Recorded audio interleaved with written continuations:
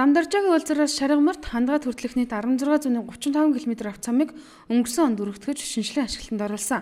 Ингэхдээ шаталлангийн уулзраас Шаргамартын уулзар хүртэл 4.6 км замыг суурь хүчлээр зорчих хэсгийг нээсэн юм. Тэгвэл шаталлангийн уулзраас Шаргамартын уулзар хүртэл 4.6 км замын өнгө хүчлэлтэй ажил эхэлжээ. Гүйцэтгэгч Төгс зам компанид хучлж хийж байгаа замаа бүрэн хаалгуугаар нэгнээр хэсэгчлэн автомашин зорчуулж байгаа юм. Хуваарьсаар энэ сарын 25 гэхэд 4.6 км замаа хучиж 6 дугаар сарын 15-нд зам шинжилтийн ажлаа бүрэн дуусгахаар гүйцэтгэх тал ажиллаж байгаа гэлээ. Гэвч Сүхбаатар дүүргээ 29 дугаар хоронд Шаргамарт руу өсөх зам дагуу замын ажлын тараанд орсон 160 м2 талбай эргэн чэгийг газраа чөлөөлж өгөөгөөс замын ажил гацжээ. Зам тагласан энэ айлынх зөвшөөрөлгүй газраа зүүн тийш сунгаж инхүү замыг тагласан байна. Сүхбаатар дүүргийн өмч харилцааны газраас 33 сая 555 мянган төгрөгийг нөхөн төлбөрт нь өгнөөгээд өнгөрсөн 4 дугаар сарын 1 гэхэд эргэн чээг газраа чөлөөлөхийг үүрэгдэжээ. Газар чөлөөлөлтийн асуудал жоох хэцүү байна. Одоо хамгийн сүүлд энэ ганцхан энэ айл одоо ингээл үлдчихсэн. Энэ одоо газар чөлөөлөлтийн захирамж гараа танилцуулсан биднес.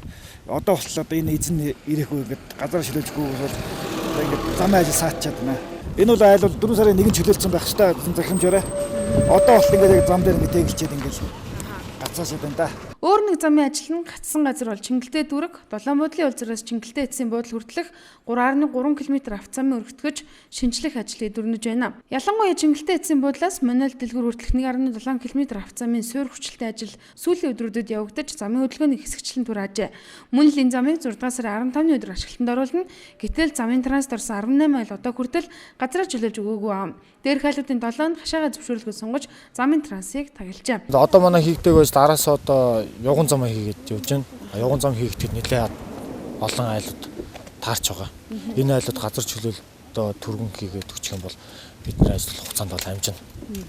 Тэгээ газар чөлөөлөлтөд ажил удаашруулсан бидний ажил дагаал удаас. Газар ер нь бол өмчилсөн газрыг бол өмчилсөн газар дээр үнэлгээ хэмжээнд тогтсон тохиолдолд бол чөлөөлөхгүй гэсэн асуулт байх хэсгүй л дээ. Тэр өөрөөс тогтсон үнэлгээнийхээ югаар нөхөө олгорынхаа асуудлыг шийдвүүлээд нөхөө олгороо аваад нөхөө олгортоо тохирсон газараа чөлөөлөл явах хэрэгтэй. Долоон буудлын уулзраас Чингэлтэй эцсийн буудал хүртэлх 3.3 км авцамыг өргөтгөж шинжилгээд замын хоёр талбаас нь 47 айлын газрыг чөлөөлөх шаардлагатай болжээ. Одоогоор газар чөлөөлөлт 80% аваг дүүргийнх нь өмч газрын харилцааны газраас мэдэгдлээ. Газраа чөлөөлж өгсөн 29 айлд бүгдд нь нөхөн төлбөр нийслэлээс өгчээ.